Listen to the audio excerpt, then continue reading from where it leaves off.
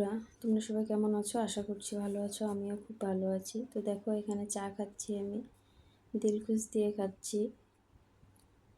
আজকে রবিবার, তো মেয়ে গেছে আর্ট স্কুলে, আর ওর বাবা দিতে গেছে।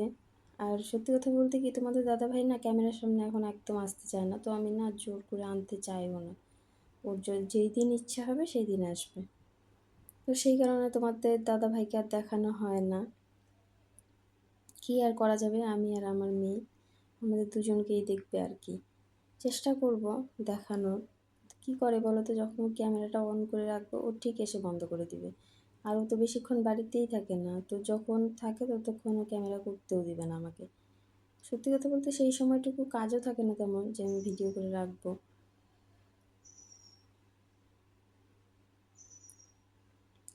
তো এখানে দেখো, মেয়ে আর্ট স্কুলে চলে গেছে সবাইকে, মানে সবার সব কিছু করে দিয়ে তারপর এখানে খেতে বসেছি।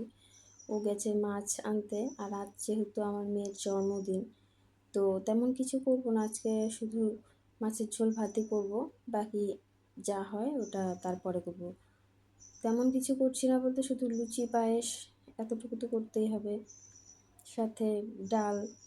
এতটুকু না করলে কি হয় আর, তো এইটুকুই করব। আগের থেকে রেডি করে রেখেছি। তো দেখো, এখানে মাছ এনেছে, বাটা মাছ এনেছিল, এটা বড় বড় বাটা, তো সেটাকে কেটে বেছে ধুয়ে রেখে দিয়েছিলাম, তো ভেজেও নিয়েছি। ওইদিকে দেখো আমার শাশুড়ি মাকে দেখা যাচ্ছে, ঘর ঝাড় দিচ্ছে উনি। তো এখানে শুধু আমি ডাঁটা আর আলু নিয়েছি, ডাঁটা আলু দিয়ে পাতলা করে ঝোল করব। ও বললো যে বেশি কিছু রান্না করার দরকার নেই, শুধু একটা রান্না করলেই হবে। সত্যি কথা বলতে, বাটা মাছ এনেছে, মাছ এমনি ভালোবাসি না, তার মধ্যে এত বড় বড় বাটা, এটাতে না প্রচুর পরিমাণে কাঁটা থাকে। কাঁটার ভয়েই আমার মাছ খেতে ভালো লাগে না। তো দেখো, এখানে ওই যখন এনেছে তখন তো করে দিতেই হবে, আর কি করার আছে। তো ওর সাথে সাথে আমরাও খাবো, যতটুকু না করলে নয় ততটুকু। তো বন্ধুরা, আমার ভিডিও যদি তোমাদের ভালো লেগে থাকে তো অবশ্যই লাইক কমেন্ট শেয়ার করে দিও, আর যারা আমার চ্যানেলে নতুন আছো চ্যানেলটাকে অবশ্যই সাবস্ক্রাইব করে দিও, যাতে করে আমার নতুন ভিডিওর নোটিফিকেশন খুব সহজেই তোমরা পেয়ে যাও। আর এখানে দেখো, আমার একটু ভুল হয়েছিল। প্রথমে কি করেছি, মশলার মধ্যে আমি হলুদ লবণ দিয়ে রেখেছিলাম, তো তারপরে ভুলে গেছি আমি যে মশলায় হলুদ লবণ দেওয়া আছে, আবার নতুন করে দিয়েছিলাম। হঠাৎ করে আবার মনে পড়লো, ভাগ্যিস তখন মনে পড়েছিল, নইলে কিন্তু ঝোল আর খাওয়া যেত না। তো লবণ তো তুলতে পারিনি, কিছুটা সবজি তুলে ধুয়ে আবার দিয়েছি। বেশি কাজের তাড়া থাকলে না এরকমই হয়, মাঝে মধ্যে গন্ডগোল হয়ে যায় সব। আজকে আবার শনি মন্দিরের অনুষ্ঠান আছে, তো আমার মেয়ের কিন্তু সব দিকেই তার, ওর জন্মদিনটাও কোনো রকম হলেও করতেই হবে, সাথে অনুষ্ঠানেও পার্টিসিপেট করবে। তো অনুষ্ঠান শুরু হবে 6টার থেকে কন্টিনিউ যেসব খেলাধুলা হয়, আর তার মাঝখানেও যে ছবি আঁকায় নাম দিয়েছে সেটা হচ্ছে তোমার 3টার থেকে। তো দেখো, এখানে ও বাবা আর মেয়ে গেছিলো বাজারে কেক আনতে, সকালে কিন্তু আনেনি। কেকটা তো আমাদের বাড়ির সামনে বাজারেই পাওয়া যায়, তো ওই জন্য এখন আর কোচবিহারে যেতে হয় না। আগে তো কোচবিহার থেকে আনতে হতো, একদিন আগেই আনতো। এখন তো যেহেতু ঘুঘুমারিতে দোকান হয়েছে, এখানেই পাওয়া যায়।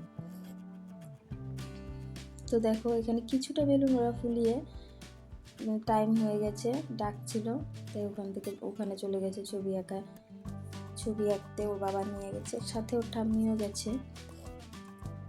তো আমি আর কি করব, ওদিকে ডাল সিদ্ধ বসিয়ে এসে এখানে দেখো বেলুন কিছুটা তো ফুলিয়ে গেছে, কিছুটা আমিও ফুলিয়ে এখানে এখন সাজাচ্ছি। ওদের ভরসা করে রেখে দিলে হবে না। আর তার মধ্যে কি জানো তো, তোমার দাদাভাই এইসবের প্রতি কোনো আগ্রহ নেই। ওকে তো বলেছি যে ও শুধু দোকান ছাড়া বাকি বাড়ির দিকের কোনো কাজ ওর করতে ভালো লাগে না। আর সত্যি কথা বলতে কি, 6 দিনই ও বাজারে থাকে, তো বেশিরভাগ সময়টা যেহেতু বাজারে থাকে, বাড়ির তো তেমন কিছুই ও জানে না, সেই জন্য ও কিছু করতেও পারে না। তো দেখো, এখানে কিন্তু আমি একাই করছি, যেহেতু কেউ নেই বলতে আছে তো সবাই, কেউই আসে না আর কি। কী বলো তো, আমাদের এই দিকটায় হচ্ছে আছে না যে নিমন্ত্রণ করলে সারাদিন সবাই একসঙ্গে বাড়িতে থাকলো, একসঙ্গে কাজকর্ম করা, তো সেগুলো কোনোটাই না। ঠিক খাওয়ার টাইমে আসবে, যার জন্য আমি আস্তে আস্তে কিন্তু নিমন্ত্রণ করা ছেড়েই দিয়েছি, কারণ একা একা এত কিছু করা সম্ভব হয় না। একবার রান্না করবো, আরেকবার দিব, এদিকে মেয়ের মানে যাবতীয় যা কিছু করার সাজানো গোজানো সবই আমি করবো। তো আস্তে আস্তে নিয়ে সবই বাদ দিয়ে দিয়েছি, এখন আর ভালো লাগে না এত কিছু। তো এখানে দেখো ডালটা আমি সোমবার দিব, যেহেতু ডালটা একটু বেশি, তো কড়াইতে তো আটবে না, কড়াইটা আমার ছোট, বড় আমার কড়াইও নেই। এটার মধ্যে সোমবার দিব, সামান্য কিছুটা দিব আর কি, দিয়ে পরে আবার হাঁড়িতে ঢেলে দেবো, তাহলেই হয়ে যাবে।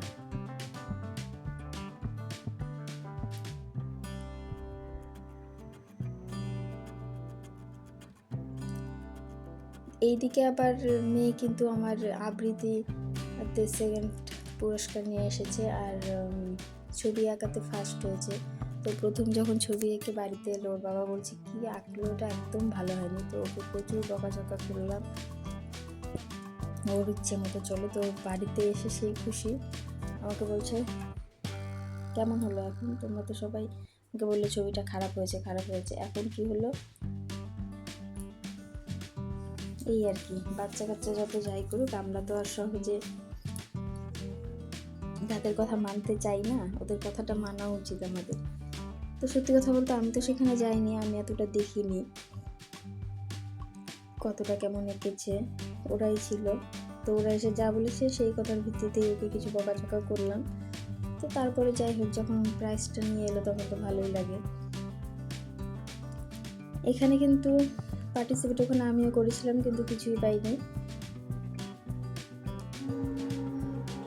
আর এই জিনিসটা প্রতিবারই হয়, এইবার একদম পরের দিন পড়েছে। তাছাড়া মেয়ের জন্মদিন প্রত্যেকবার আগের দিনই হয়, আগের দিন জন্মদিন হয়, পরের দিন পুজোটা হয়। এই যে দেখো মোটামুটি সাজিয়েছি, খুব ভালো পারিনি।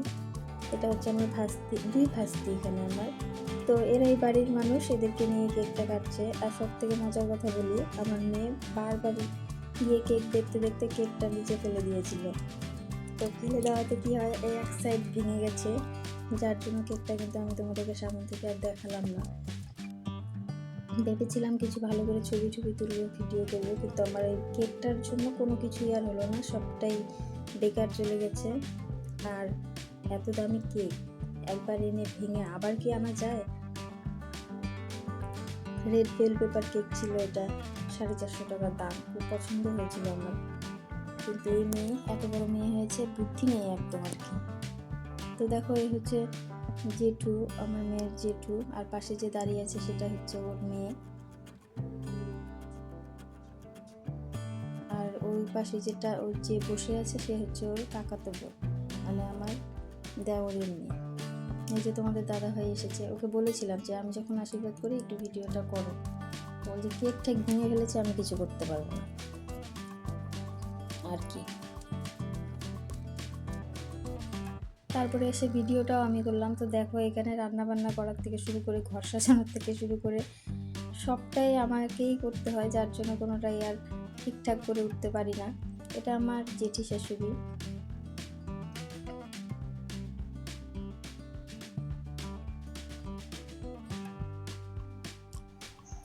তো দেখো আমি এখানে আবৃত্তি বলতে চলে এসেছে, ভেবেছিলাম তোমাদেরকে শোনাবো, কিন্তু তারপরে আওয়াজটা ভালো আসছিল না, যার জন্য মাইক টেক ছিল, তো সেই কারণে তোমাদেরকে আর শোনালাম না,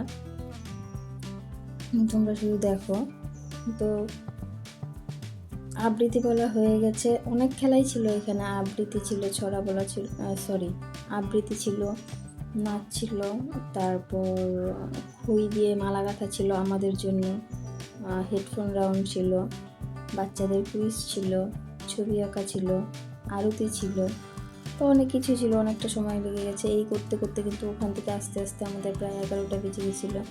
তো তারপরে এসে মাকে বলেছিলাম একটু ভাতটা রান্না করে রেখো, তো মা ভাতটা রান্না করে রেখেছিল, এসে খেয়ে শুতে শুতে আমাদের প্রায় 1টা বেজে গেছে। ছড়াটা খুব ভালো হয়নি, মোটামুটি হয়েছে। তো যাই হোক, ওর একটাই কথা, আমি তো গিফট তো পেয়েছি, এই আর কি।